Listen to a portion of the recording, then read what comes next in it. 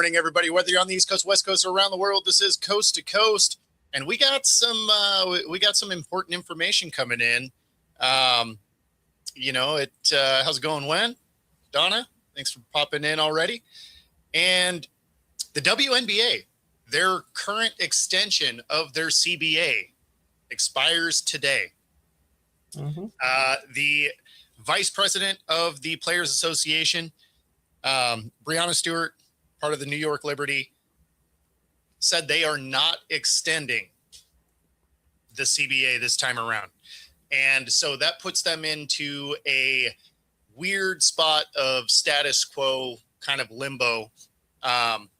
It doesn't require a strike. Basically, it keeps their current CBA sort of in place, and then it allows them to continue to negotiate, but it also gives them, Brian? It gives them no obligation to do anything. So she basically went on to ESPN and said that they are not going to be coming to an agreement by today. And so that is why they are just letting this current CBA fall apart. Now they're not planning on striking, but they did basically say that we have that option in our back pocket. And I fully expect them to end up with a strike. And that is exactly it. There is a real chance that the WNBA kills all of their momentum. The Players Association is led by NECA, who was, here for the Storm. Breonna Stewart is the VP, and then the co-VP is Fee. So between all of that and the fact that the WNBA can't figure out how to come to a realistic agreement, there's a real chance we don't have the WNBA coming up here in just a couple of months. Yeah, that kind of sucks. Hey, I apologize. Look, y'all probably don't know this. I live in a forest, and sometimes I get internet, sometimes I don't. I'm at them, but here's the thing: when I don't get internet, not only do I get no good computer, but I don't have a phone either. It's like living off the grid, Bo. If we don't get no internet, you're off the grid. There's nothing you can do about it. But hey, at least I'm not out there with ice and stuff. I feel for you, Dustin. I know that. I know how that feels, man. I do.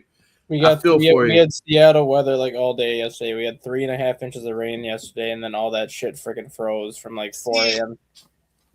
That's the misconception for Seattle. See, here in Seattle, it rains a lot, but it doesn't rain a lot. Right. It was like an all day rain. It rains a lot of days. It doesn't rain a lot of volume. Yeah, it was like an all day. There are many other places around the U.S. that rains way more as far as volume than here in Seattle.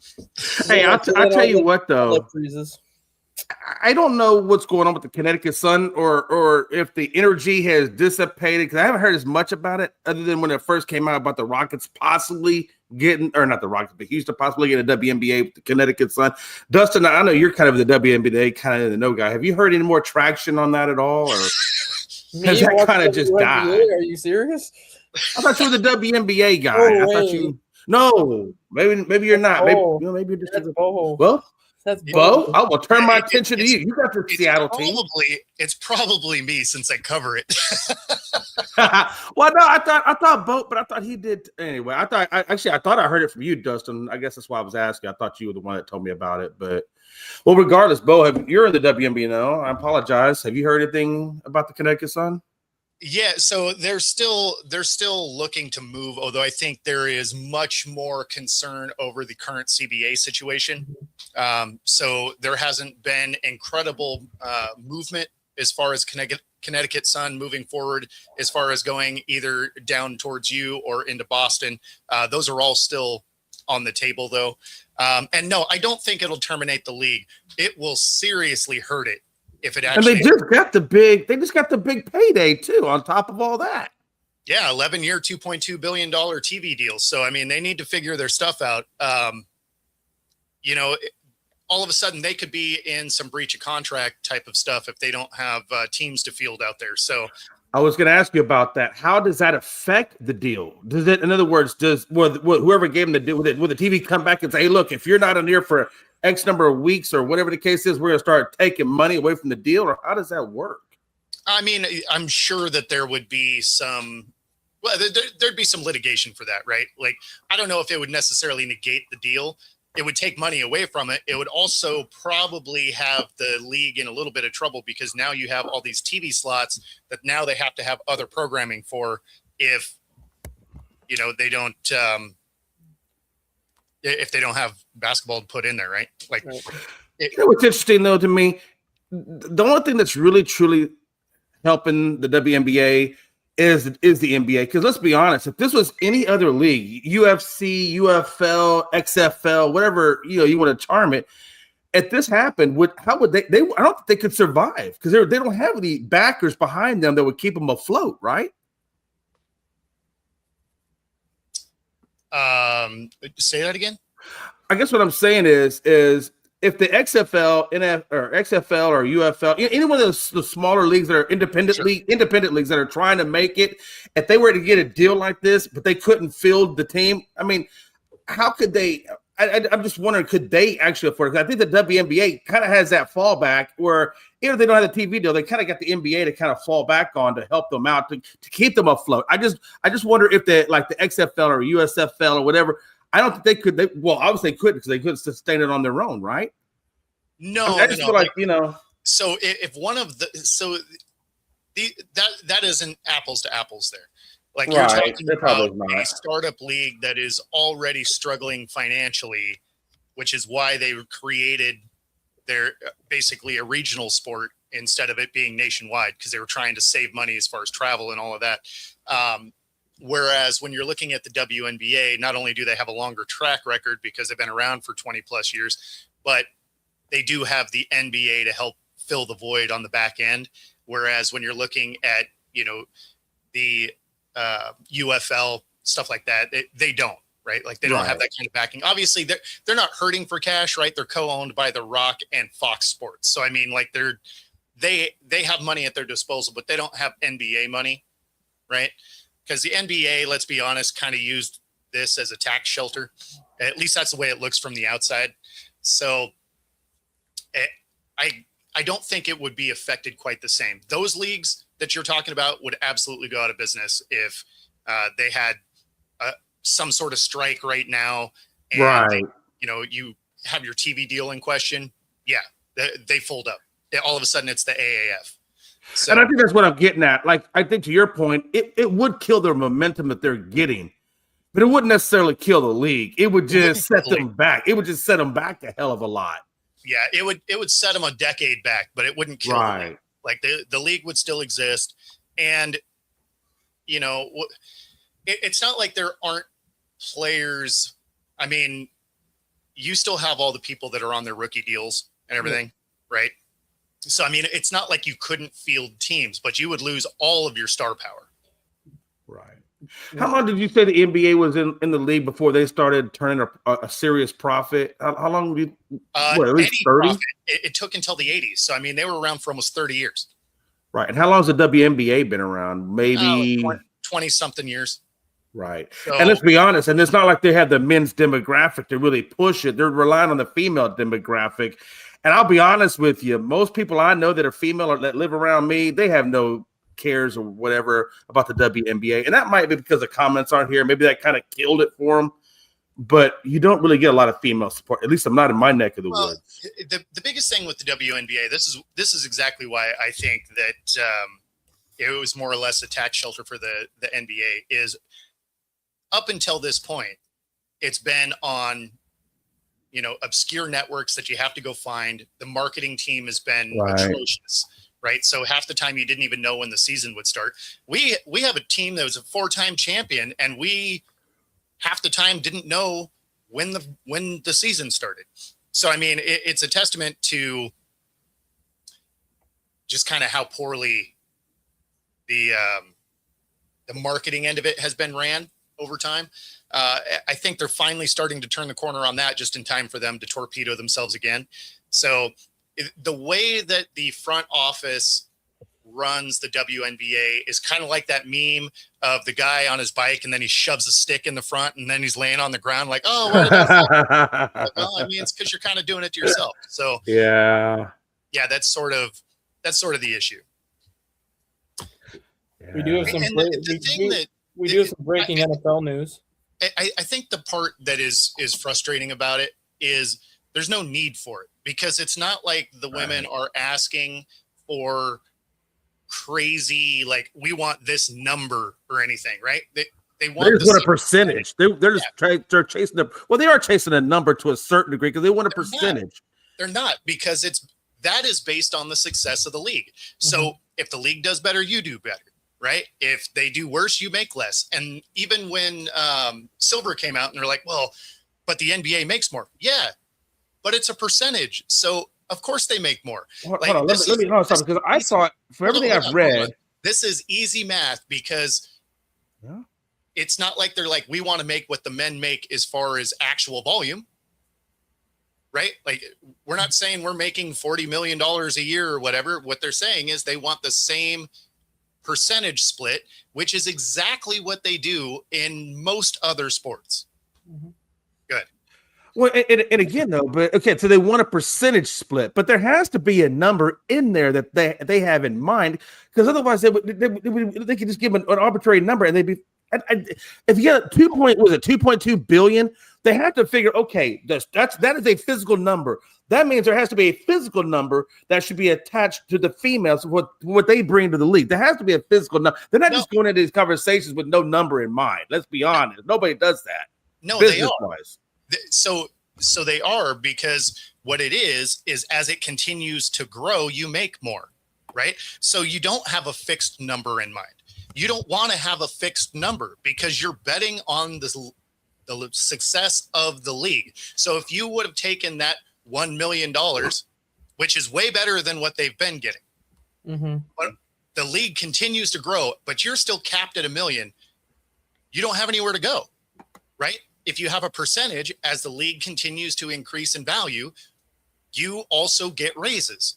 Or the numbers going to go up. Or if it shrinks, your pay also follows that, right? Similar to the NFL, when they had issues during COVID, the salary cap actually dropped, right? So that's the thing with percentages, is you are expecting success. So that is, so no, they don't really, they're not really after a specific number. They just want to have the ability to continue to grow with the league when they are the reason the league is growing. Oh, we got a PAG sighting. We have some breaking NFL news too, Bo. What do we got? Miami Dolphins have hired a new GM. They are hiring Green Bay Packers VP of Player Personnel, John Eric Sullivan, to be their GM, which now brings the question, does he want Jeff Hafley to possibly interview for the head coaching job, or depending on if Matt LaFleur gets fired, does Matt LaFleur go to Miami? That would be interesting. Again, why would you bring somebody who didn't succeed? They do it all the time. I mean, he's got like a 675 winning percentage, so it's not like he hasn't succeeded. He just hasn't succeeded in the playoffs. But I mean, he's lost to the 49ers and the Eagles, two teams that have gone to the Super Bowl. True. And he lost to Tom Brady in the NFC Championship game his first year as a head coach. So if they're going to lose, I mean, those are the teams you're going to want to lose to. Yeah. Makes sense. Are you following like an old-timey, like 19? That's kind of what I was wondering. I was like, is that an engine? Is that like an inline six or something? What right? No, so they were doing a lot of construction. I'm in like old school Philly. So, yeah, it's yeah. Anyways, that's what's going on. They were doing construction all over the place around here, but just finished on Fox. Good day. Nice. Very cool. Don't break a leg, though. You want to make it to your chair. How'd that work for? How was it this morning, Pegs? It was nice. It was like a quick hit, and then they're like, it was only supposed to be like for 10 minutes, and they kept me on there for 45. Oh hell yeah! So, yeah, which was nice. It's and every time I go on there, they find out a little bit more about me. And he's like, "You do this full time?" And I'm like, "Yeah, but I don't make the type of money you do." He's like, "I'm sure you're doing pretty well." So it's I'm not as I don't make the big bucks like these guys, but you know, Well, not yet. It doesn't mean you're not yet. going to. That's right. Hey, listen, more movie premieres. Hey, I'm all for it. I wonder what your IDMB ranking is right now. You got to be at least around the 20,000 mark. IMDb. Yeah, that's how they view actors. It's how they rank actors. Like a friend of mine does a bunch of acting, and you get an IDMB, I believe is what it is, ranking, and that's how you move up. I got to be somewhere in the 50,000s, I would think. If I had it, because I have had, I don't have a SAG card, which is probably what you would need to do that. But because I have now been in a SAG commercial or a union commercial and a union film where I actually had a speaking line, I would be able to get my SAG card. And, then I'd probably. Speaking of which, the movie you were debuted in that aired last night, correct? So it debuted last night, but it is now live on Amazon Prime. Definitely, you can get it. It's called The Conspiracists, and it's like 94 minutes long, so it's not too long. And it'll be it's a funny movie. We had probably about 300 in the premiere, at the premiere last night, and there was audible laughs, and when I came on, there was it was audible.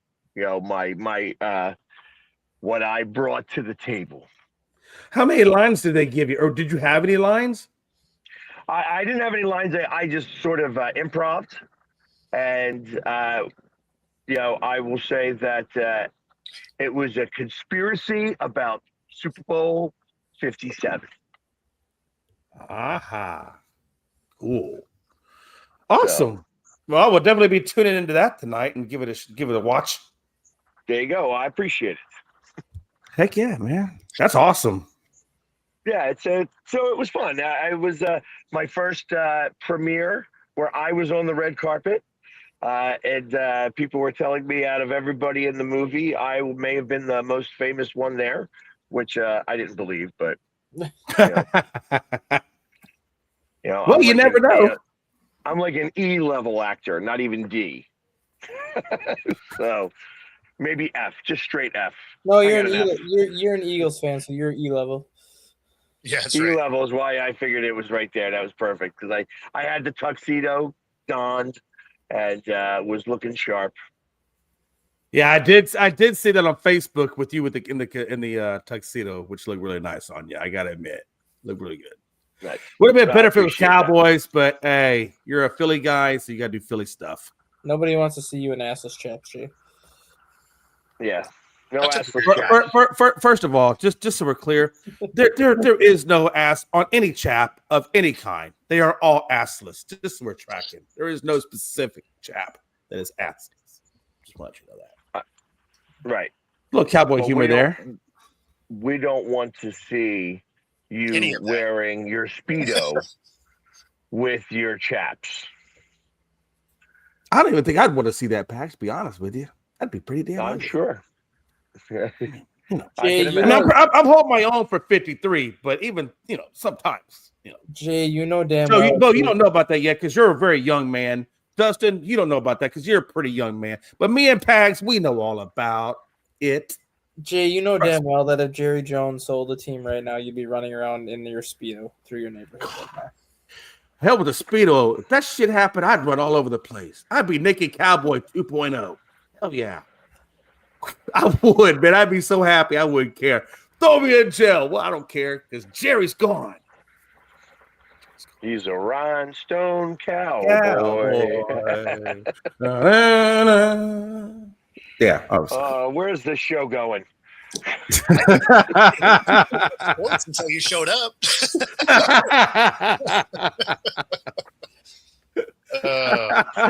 I gotta ask. So the Phillies are going after, is it Bellinger? Boba Boba Fett. Fett. Is Yep. he worth Not 300 Boba Fett. million? Boba Fett. Do I Is think he worth 300 million? Do I think he's worth 300 million? No. But at the same time, depending on obviously what happens with the new CBA that's going to have to be put in place next year, I think he is worth more than what the new CBA would allow him to get next year. So he wants to cash in now before that new CBA becomes a thing. I think Brad was talking about Bo Biscotti. It's actually I think Boba Fett's probably. I think he's a $30 million a year player, maybe $35 million a year player, because he's a 300 hitter. Like, he hits 310. He's going to give you 25, 30 home runs. He's going to drive in 100 runs every year. I'd say he's probably worth 230. What position? He's a shortstop, but he said he'd be willing to move to second base or third base if needed. wow. Oh, okay. If So you have they Trey would Turner have. at shortstop, you move probably Bichette to second.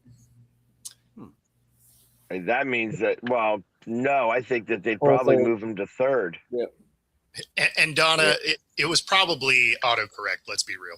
Yeah. So that's the only reason why I think he's asking for the 300 million now, just because he's worth more than 200 million. But if that new CBA says that each team only has this amount of money to spend, chances are he's not getting a $200 million contract again if he signs a short-term deal.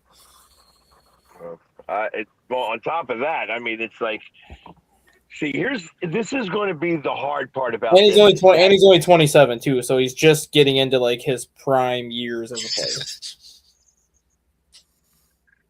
I think that the hard part about all this is that they're going to go ahead. They're still going to sign these contracts, and they're still going to have to figure out a way to cancel them. Mhm. Like, there's going to be a lot of canceled contracts in the process. I can imagine they may even do like buyouts, like hockey buyout types.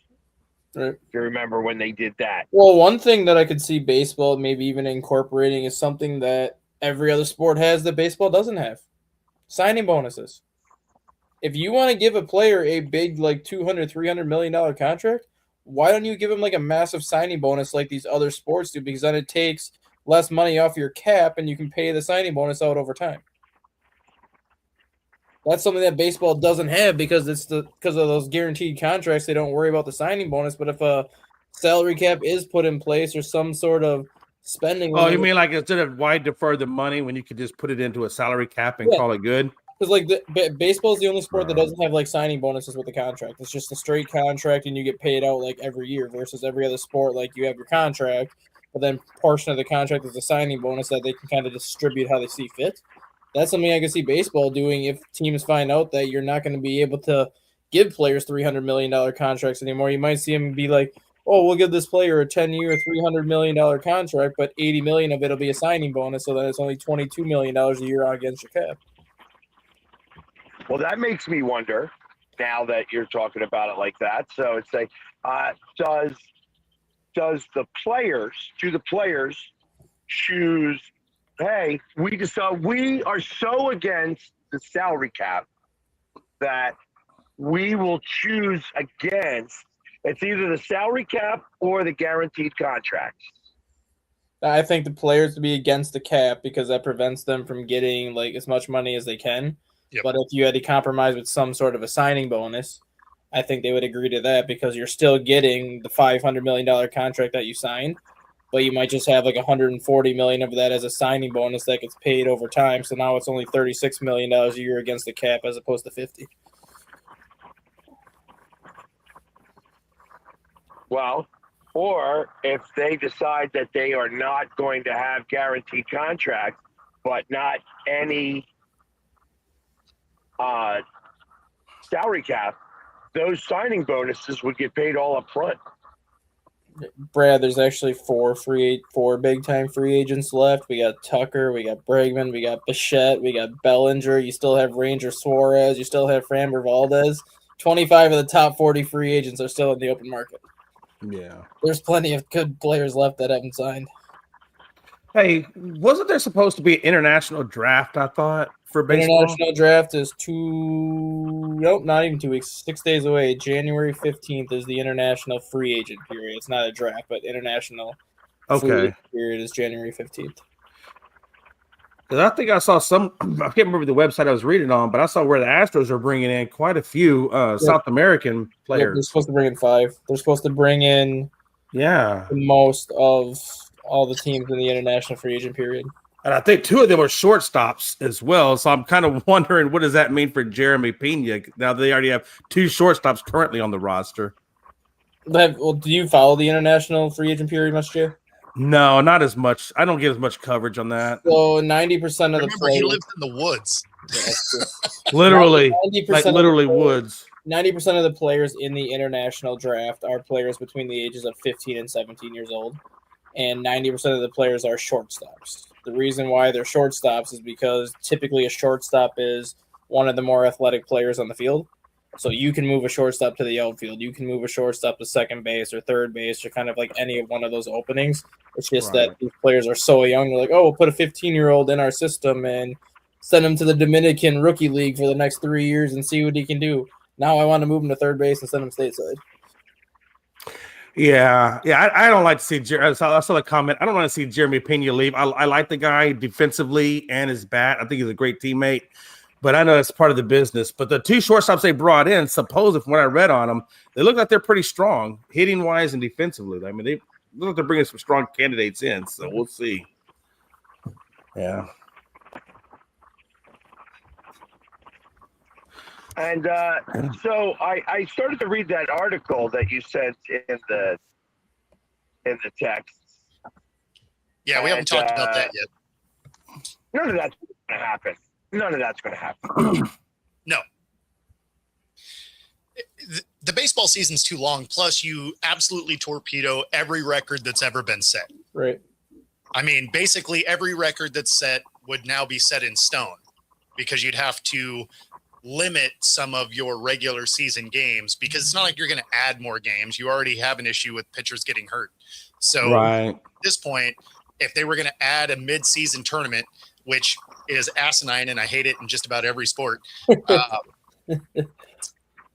if you do that, then you have to eliminate games, and then you destroy every historical record. Yeah. I was going to ask you, Dustin. I know we were talking about the reverse slider. I think we were talking about the other day. What obviously the Astros have a lot of Tommy Johns since Bo was talking about Tommy Johns. How does that reverse? Because I watched how you did that pitching motion. How does that affect the Tommy Johns? It's gonna have the same effect as a regular breaking ball. Okay. Eventually, you throw enough breaking balls, your elbow's gonna pop. Because it's not. That's what worries me with them. It's not like a fastball where you're just going out there and just snapping your wrist forward to release the pitch. Like your arm is going sideways, you're twisting and snapping it at the same time. Like eventually, you throw enough breaking balls, your elbow's gonna pop eventually. Yeah, because that's the one thing that worries me with him is would that put him in that type of thing, especially with the Astros issues. I guess one good thing I guess with Japanese pitchers, apart from maybe you, Darvish, who's had 3 Tommy John surgeries now, Japanese pitchers tend to have Tommy John a lot less than American-born pitchers, just because when you watch baseball in Japan as opposed to baseball here, Japan is more of an off-speed pitch type of league. Like, they don't have the fastballs that we have here. Like, most of the pitchers are throwing 92, 93, but they're living off of their splitters. They're living off of their breaking balls and their changeups and things like that. So it leads me to believe that maybe in Japan they're teaching pitchers to throw the breaking ball differently. So it doesn't have as much effect on your elbow and it doesn't have as much effect on your shoulder, which is why they've made a living throwing those off-speed pitches overseas, and then they come stateside and they don't have arm problems. Yeah, but I think that's I know that it's sexy to throw over 100 miles an hour, but realistically, I think that it's eventually we're going to go back to the off speeds. Yep. Because like I said, these guys don't know how to hit a 70-mile-per-hour fastball anymore. Nope. And I think that's why, like you said, I think that's why so many pitchers have so much arm problems now because all these coaches just want you to throw as hard as you can. I don't care, like, if you're throwing a 100-mile-an-hour fastball, eventually your arm is not made for that to do that constantly. Yeah, I agree. I mean, that's why Jamie Moyer was so great. He would throw a 68-mile-per-hour fastball and then come around with a 61-mile-per-hour changeup. And then for good measure, you throw in that 65-mile-an-hour back foot slider every now and then. It does help that his location was amazing. Yeah. I mean, that's why he was able to pitch. I mean, that's the same way with like Phil Niekro and stuff like that. Although he was able to use spitballs and Vaseline, shit like that, to be able to help. He did all that stuff, but like that's why you're able to pitch up into your 40s. You know, when you think about that the opposite way, then you have like Nolan Ryan, who was able to pitch all the way up into his 40s. But that was because he was so commanding of the strike zone. He knew exactly where to place a pitch. Did you? And that's what I just don't know how, like Nolan Ryan was such a specimen. Like that guy pitched 235 innings in one game. I think that's like the longest anybody's ever pitched. I don't know how you pitched 235 damn innings. So in one game? Was that game? I apologize. I know I said it. Shut up, y'all. I meant pitches. God, shut up. well, it's been fun. Have a good week, everybody. Look, Brad can't spell, and I don't know the difference between an inning and a pitch. Whatever. It is what it is. I meant to say That would still be going on. I meant to say he would pitches. pitch I close apologize. to 300 innings in a season, which is what I thought you meant. Yeah. Not like he would pitch. I think he pitched 150, 160 pitches in a game. He's talking about the 238 in 2 games that were back-to-back games. Like it was or day in between, something like that. Like it. I thought one of them was an overtime. He was such a ridiculous guy. I mean, he was ridiculous. Yeah. Did you guys? Yeah, but he also, like I said, he also knew, like he was able to put his fastball in a very specific spot. You know, he had Greg Maddux type control and speed and control of his off pitches. Did you ever And he see wasn't that afraid video? to put it in your ear. So, everybody walked up there a little bit afraid. Did you guys ever see Yeah, this ask video? Ventura about that one. Did you guys ever see the Greg Maddux and Jamie Moyer video? When Greg Maddux and Jamie Moyer were on the Cubs together, did you guys ever see that one video of them when they were saying like how they were trying to figure out who had the best command? No. So they took like a little kid stool, like one of those little tiny 3-legged kid stools that you have in like preschools or whatever. Okay. And they would put like matchbox cars or quarters or like little objects on these stools. And Maddox and Moyer would just throw it and just hit the object, never even touch the stool. I'm like, that's just freaking ridiculous. No. Everybody pitches exactly where you want it to go every single time. It wasn't 2 games, so it was 1 game. Nolan Ryan pitched 235 pitches in a single game on June 14th, 1974, in a 13-inning game for the California Angels against the Boston Red Sox. 235 pitches, 1 game, not 2. 13 damn innings. Crazy. It blows my mind how crazy that is. I mean, we can't even get pitchers to get to 100 nowadays. That's not even the record. I bet you that there's probably somebody back in the 20s or 30s that pitched like 318 pitches in 1 game for like a game that went like in the dead ball era, probably somewhere around like 21 innings or 18 innings or something. And the record for most pitches thrown in the game is held jointly by Leon Kadori and Joe O'Sheger, who's thrown 361 pitches in a 26-inning game in 1920. That's insane. That's insane. But it's just weird, though. We can't even get pitchers. If the pitcher gets close to 100, we're freaking out. We're pulling them. Ththese dudes back in them days. It's analytics now. Think about it this way. Yeah, you're right. It is analytics, a lot of it. Games back in the day were all the time. Mm-hmm. Right. And now your complete game leader has 2. It's all analytics now. Like you get that batter up for the Yeah. third time, it's like, oh, we're inking you. Oh, we're inking you. I don't care if you're at 61 pitches. The batting order's coming up for a third time. You're gone. Well, Yeah. and then you think of it like that. Like, I mean, how many other times would you have seen a pitcher pulled for any reason when pitching a no-hitter? Never. Never. That's happening more frequently. Like So it's like, I get analytics, and I understand that analytics is part of everything. Football, basketball, like analytics is part of everything.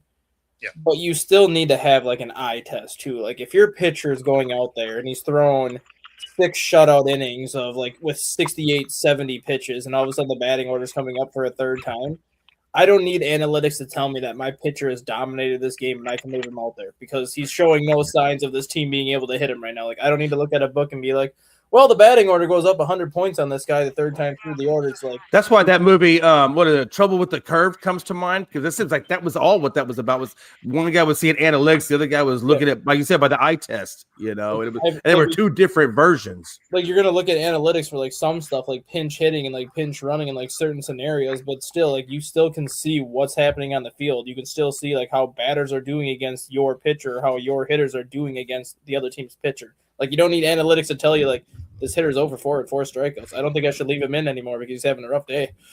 It's almost like you're letting the analytics be the coach instead of the coach being the coach. That's the problem I have with it. And you watched that in real time with the Chargers and Staley. Oh God. You know, he would do the most analytically driven thing as opposed to actually paying attention to what's happening in that game. Mm-hmm. Right. Yeah. Mr. First Down. Yep. All right. Sam, he's a Titans fan, so I ain't getting too many first downs there. he's been going through it. I wonder if he's married to Mrs. Second Down. Which their kids would be third and fourth down. Not a big deal. An impulse. All right. I guess this is as good a time as any. If you're here in the Pacific Northwest, you can use the QR code on the screen. Free 5-day pass at any of the 3 locations: Bellevue, Ballard, University Village, Pilates Boot Camp, Yoga Bar, and more. There is a Reformer studio coming to Ballard later this month. And of course, if you are betting on any of the games this weekend, be sure to use this QR code here. Up to 125% of your first 3 deposits, 10% bet guarantee in case you happen to listen to this panel. And stick that alongside us right here on Coast to Coast with QR code right there. All That sounds like a lot of fun. Going to a yoga bar, go out there and do some stretching. I guess you get a couple of healthy drinks to round it out. Go home. Yoga bar? I've never been to a yoga bar. That's what it sounds like to me. I don't know what the hell that is. Other than I guess they do yoga. It's a gym. Is that what it is? No, seriously, they don't have it. Look, where I live, there's nothing out here called no damn yoga bar. I ain't never heard of that before. Look, I've never heard that. No. Bar is a class. Yeah. Oh, is that what it? Oh, okay. Well, then there you go. That's why I took it a different direction. I had no idea. It is spelled very different. I thought it was yoga BAR. I thought that's what it sounds like you're saying to me. Because they don't have that here. I mean, that must be a northern thing, I guess. I don't know. Yeah, they don't have that at all. Jay, you're killing me today, man. Well, I'm just asking what the hell a damn yoga bar is. So Yoga bar. there was a comment quite a ways up there now. We don't have to scroll back up to find it, but I think it was Rob that said something on it where Scuba wants $32 million. Oh, I did put it up on the screen. Okay, yeah, Tigers offered $19 million, so obviously they're going to go to arbitration. And typically, when you go to arbitration, it ends up working usually in the team, usually in the organization's favor. This one is going to be working in Tarek Skubal's favor because that guy is worth $32 million. There's a reason why he's already told the Tigers that he's not going to re-sign with them and he's going to free agency because he's going to get $40 million a year when he hits free agency. How old is Skubal again? 28? 27. 27? Yeah. I don't know why the guy's not working. Wasn't he just in Cy Young conversations? Or didn't he get the Cy Young? Cy Young the last 2 years, maybe even like the last 3 years. Yeah, so why would they not give him that kind of money? I mean, if Verlander and them are getting like $25 million at 40 years of age, Because it's arbitration, you're still going up off the minor league pay scale. Like you come in with a certain amount of money, and then your first year you get a certain amount of raise. Your second year you get a certain amount of raise. But when it comes to Skubal, his performance is like a performance that's never been seen before for a player that came into the league on a minor league deal. So his Right. arbitration scale, there is nothing you can compare it to. It's not like a hitter that made $3 million and then the next year he's making $6 million. Like this guy went from $600,000 to $4 million to $14 million to $18 million, and now this. Like he's got no scale to compare it to. well, what is it? Skeens on the same? He's pretty much on the same level as Skubal, right? Yeah, I mean, Skeens will be the same thing. Skeens is only making I think $1.7 million or $2 million this year because he's still on his minor league like deal. But once he hits arbitration, he'll be in the same situation. oh hell yeah, he will be. Pirates will be like, "Oh, we'll give you $10 million." Skeens will be like, "Ha, funny, I'll give me 40." And someone's going to pay it, and they should. I mean, with that skill set, even though I agree with them, nobody's worth that kind of money. But hey, entertainment is a whole different business. A whole different business. Yeah, but this is the one time where the arbitration hearing is going to go in Skubal's favor. He may not get the 32, but he's going to get over 25. And the Tigers are going to be like, "Well, that sucks." But I wonder what team he's gonna wind up landing with. I'd be curious to know that.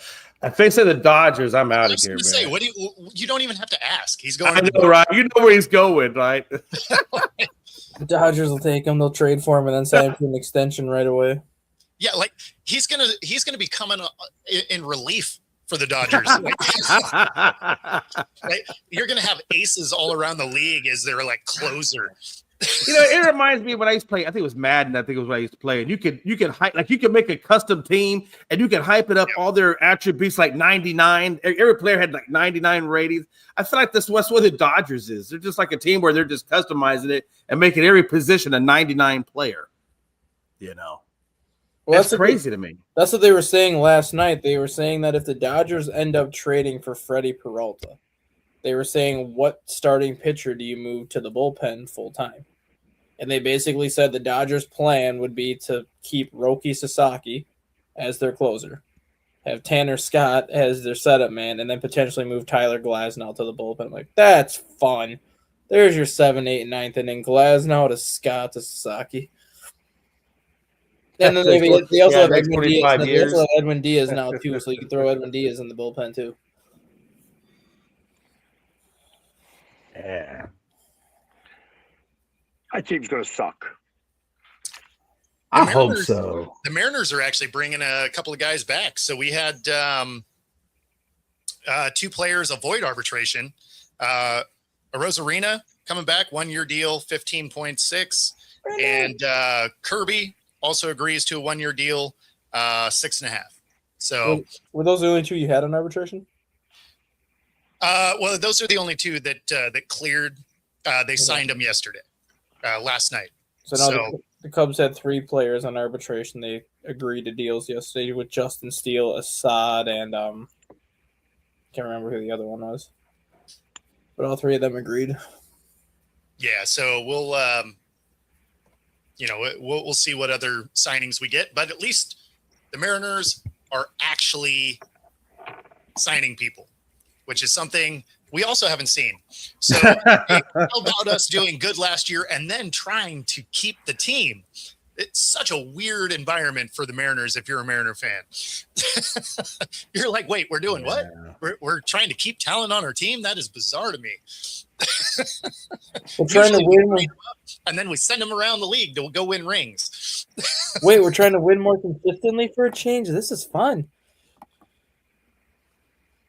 Yeah, there's 6 guys signed. These ones just cleared arbitration. The other guys that signed didn't have to deal with that. So, would you consider arbitration the baseball's way of the franchise tag? Yeah, kind of. Right. Because it's basically after your deal is done, and then you have those extra 2 or 3 years of control, where it's just like, oh, you get a pay raise, oh, you get a pay raise, oh, you get a pay raise, similar to that franchise tag, where first tag is this, second tag is this. Yeah. No, I mean that's kind of a accurate assessment of it. Like it more or less, because it gives the team control.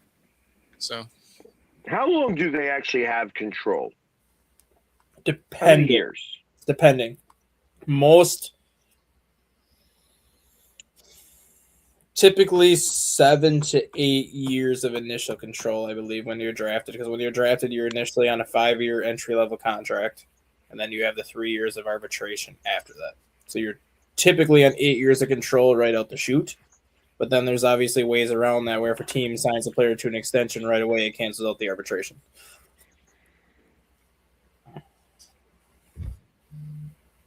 It makes me wonder, like, how much of this stuff is going to go away. This CBA is going to be very interesting. Yeah. Yeah, Yeah. I agree.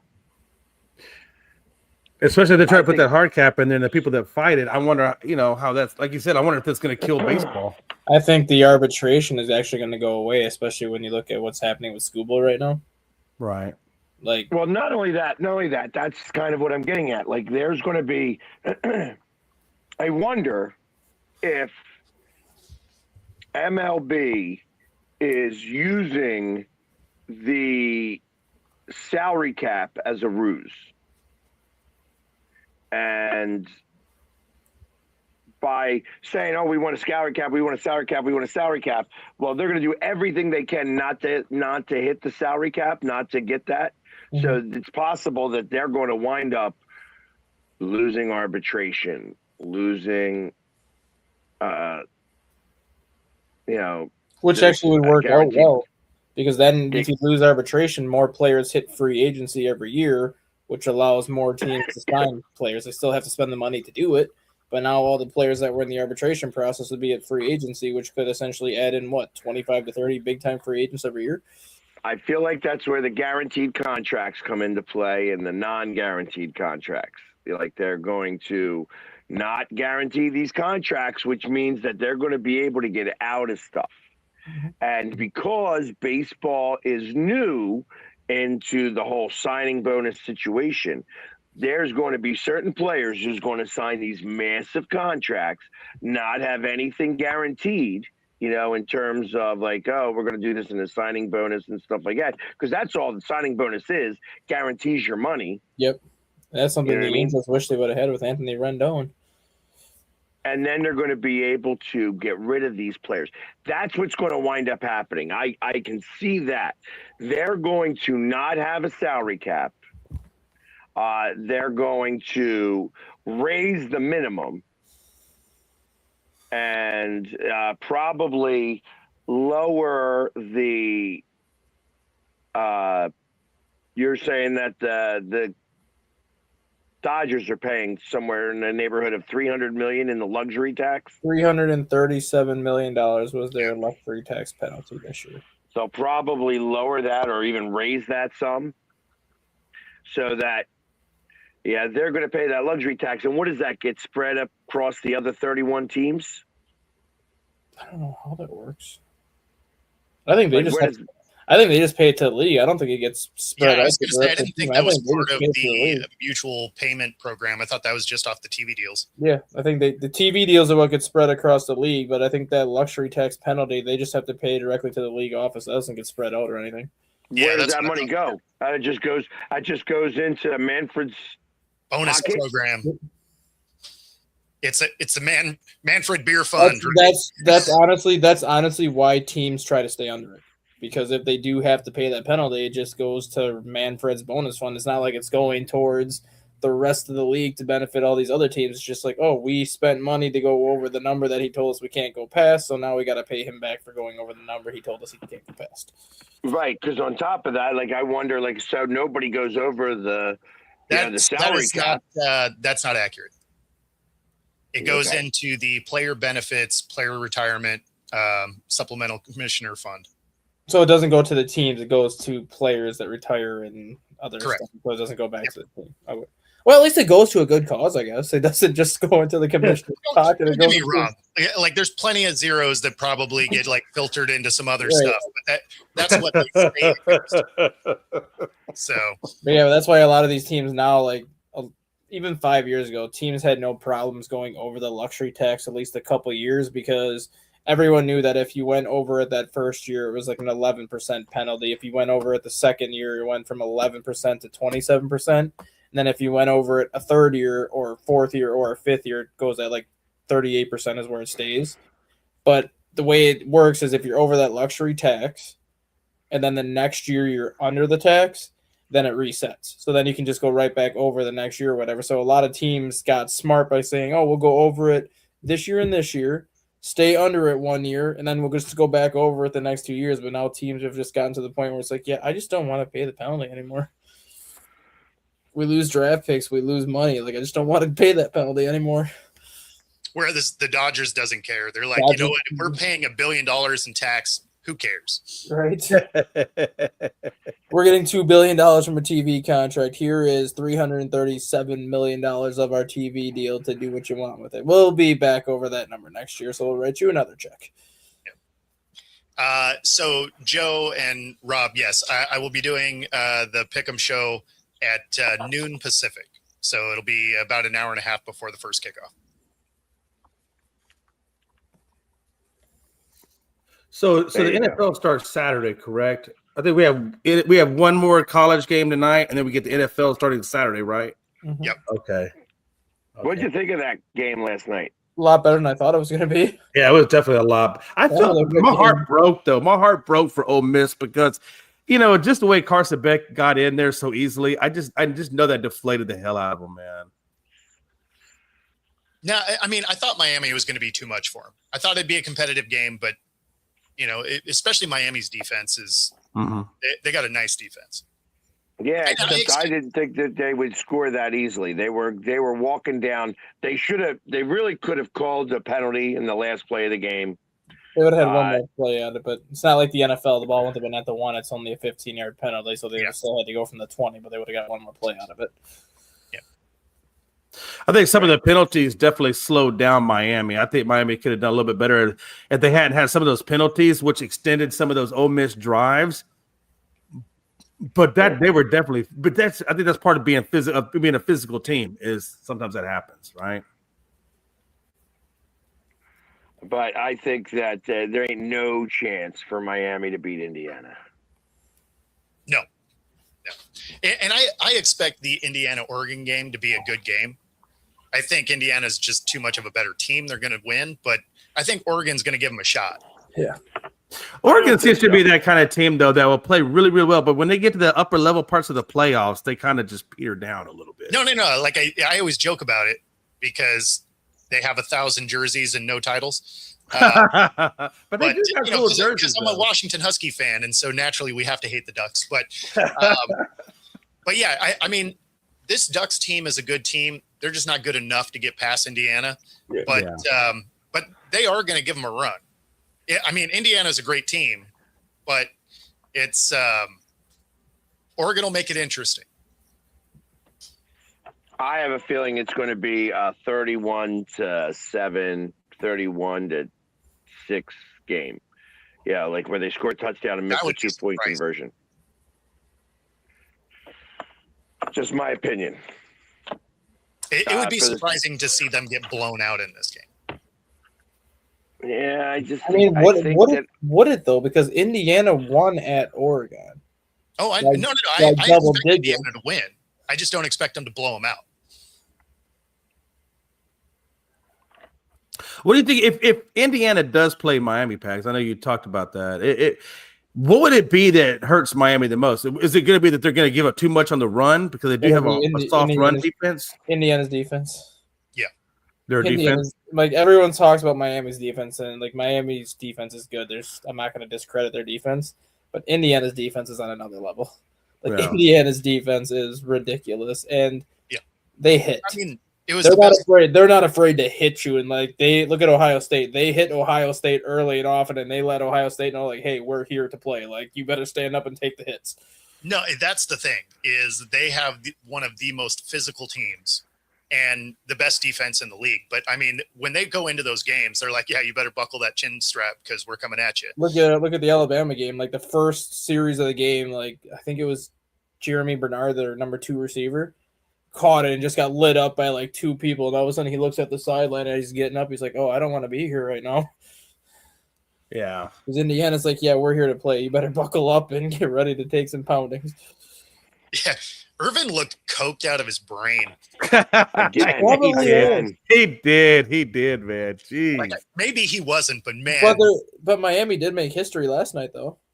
I forgot that I didn't even realize until the game was over that they will be the first college football team to play for the national championship in their own stadium. Well, it's not their own stadium, though. Is it? Well, you mean in their own state? No, Or do they play at Hard Rock? Is that their natural playing They facility? play at Hard Rock Stadium. Yep. Yeah. So Oh, wow. I didn't know they shared the stadium with the Dolphins. they'll be playing the national championship game in their own stadium. Wow. Good night to be a coke dealer in Miami that night. on You know this what- show, you know what we I don't didn't promote realize? drug use. Michael You know what Irvin's I didn't probably got a realize? boat. I didn't realize Nick Saban was an assistant coach for the Houston Oilers. I didn't realize he was under Glanville at that time, but I didn't realize he was part of that organization. Nick Saban, I didn't realize how many places he's coached. It's been a lot. Yeah, he moved around a bit. I just didn't realize he was in Houston. Cut to me for a loop. There you go. So you Yeah, learn something new every day. Every It's day. not just the sweating; it's the like licking the teeth and like having your eyes bugging out of your head. And punching himself in the head with both fists. Yeah, and then yanking his belt off, and like it was Tapping the wall. I mean, he was. Yeah. It looked like an acid trip that went way wrong. or right, I guess, Or depending on right. how you look at it. So since we didn't really get into the NFL at all, which game this weekend are you looking forward to the most? With the last couple of minutes here. Excuse me. Well, initially, I'm looking at the Chicago game. Mm-hmm. You know, I think that the Rams just win outright. Should we do a quick pick 'em? Yeah, we got time to do a quick one. Yeah, we can roll through that real quick. I'm really Yeah. curious to see how the 49ers handle the Eagles and how the Eagles respond offensively. That's going to be a good game. I think feel that I'm on the two games that I'm most interested in are the Bills and Jags and the Bears and Packers, because whoever wins that game alters the rest of the playoff picture going forward. Oh, no question. Yeah. Those are the two games that I think those are the two games where it's like a toss up as who's going to win and who's going to lose. Yeah, All right, so I'm definitely looking forward to the Bills Jags. all right, let's go with Rams and the Panthers. Rams. Rams. Yeah, it's not a real question. Well, he has to ask. But yeah. So no, I will say I don't think they cover. They're a 10.5-point favorite. Well, I think they cover because Carolina beat them in Carolina about a month ago and basically ended the Rams' hopes with home field. I think the Rams are going to come in for blood and just be like, "Yep, we're going to just beat your brakes off." No. Like the Rams definitely win, and it's probably 10. But with a line at 10.5, I think the half gets you. Possible. I'm not sure. I don't necessarily have as much faith in the Rams as you guys do, but Having Devontae Adams back will help. so, okay. Yeah, And and I then don't think- Chicago, I don't Green think- Bay. Green Bay. I'm taking Chicago. I got the Bears. I'm going Green Bay. I Too think many it's injuries for Chicago, Green too. Bay. Yeah. The only I reason agree. the Packers win is if they're just in Chicago's head. I feel like if Micah was healthy and playing, I feel like they would have a really good shot at it. But Micah was such a difference maker. Yeah. Bills, I agree. Jags. I'm going Bills because, like I said before, if Josh Allen does not get it this year, you have to question if he will ever get there. I keep going back and forth. For the sake of this show, I'll go Bills. Obviously, I'm going to go further in depth on this on my Pick'em show tomorrow. Right. I'm going to go Jags. I'm going to go Jags on this. I believe that Duval and that. I just don't trust that Bills defense right now, so I'm going to go with them. I was going to go Jags. I feel like that their defense is good enough to stifle Josh Allen. It's just the numbers are better for in just about every category for the Bills. So I mean, it's going to come Niners? down to Eagles. is Josh Allen going to be special, or is he going to have one of his 3 interception days? I also feel like the Bills are cursed when it gets to playoffs. I just feel like every year they're just cursed. They've been cursed since Jim Kelly was there. I don't think they're cursed because they keep losing to the same damn teams that are not in the field this year. And they don't generally lose in the wild card round. It's usually That's like when Peyton Manning and Tom Brady always made the playoffs. All these teams lost to them, and they weren't cursed. They just kept running into both those guys every year. Well, now he's gonna have to add Trevor Lawrence to that. Eagles, Niners. Eagles. I got the Eagles too. I'm going to go Niners here. I'll take the me underdog. too. I'm going Niners because I felt like they were so close to getting that number 1 spot in their division, have that seed. And that Philly offense, I don't know. There's still something within that Philly offense I just can't get into fully. Okay. The Sunday night game is Patriots. Yeah, I got the Patriots and- Pats. Who are the Patriots playing? Chargers, Chargers? The Chargers and Oh, Herbert's yeah. so I'm going Patriots. and Herbert's out. He's banged up. he's playing, not out, banged but he's up. banged up, so he'll be less effective. Yeah, I think New England too. Everybody got New England? Yep. Yeah. That means So that means the Chargers going to win. absolutely. And then Monday Night Football. Taking the Texans. Yeah, I got I Texans. like that defense a lot. Yeah, Yeah. and the offense has really come along. So, I mean, the Texans are better at just about everything. So Yeah, I got the Texans. That their defense is going to be too tough. I got the Texans going to the Super Bowl. So That'll set up an interesting. If that plays out though, that sets up an interesting second round too. Patriots versus Bills round 3. Because yep, and then Jacksonville versus Houston. Mm. Yeah, that would be nice. That would be fun. No, that wouldn't be If the Texans win, the only way they can play Jacksonville's in the AFC Championship. Yeah. But if the Bills beat the Jags and the Bills go to the number 1 seed. Oh yeah, so then it would be Texas. Yeah, never Bills mind. wouldn't go to the number 1 seed. The Bills would go to Yeah, it was the higher rated seed. Denver. Yeah. Go so to never mind. Denver. Yep.